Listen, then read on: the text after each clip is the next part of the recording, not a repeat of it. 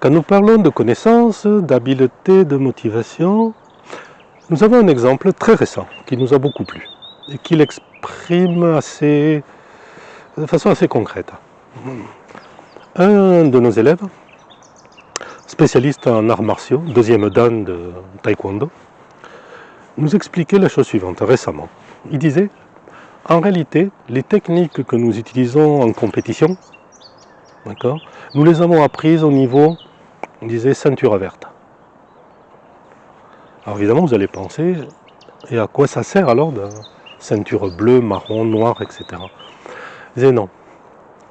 Notre entraînement, ça se base sur acquérir quelques réflexes basiques, mais réellement transformer ces connaissances en réflexes. Et ensuite, dans la vie réelle, en compétition, par exemple, c'est ce que nous utiliserons. Tout le reste, c'est pour les spécialistes, c'est pour ceux qui veulent approfondir dans la philosophie, etc. etc. Mais au final, on utilise des techniques très basiques. Alors ceci appliqué au management, c'est un petit peu pareil. Les techniques d'empathie, d'écoute active, etc., de feedback sont très simples, très basiques. Très basiques. 2, 3, pas plus. Nous pouvons écrire, et nous l'avons fait, des livres entiers sur ces thèmes-là.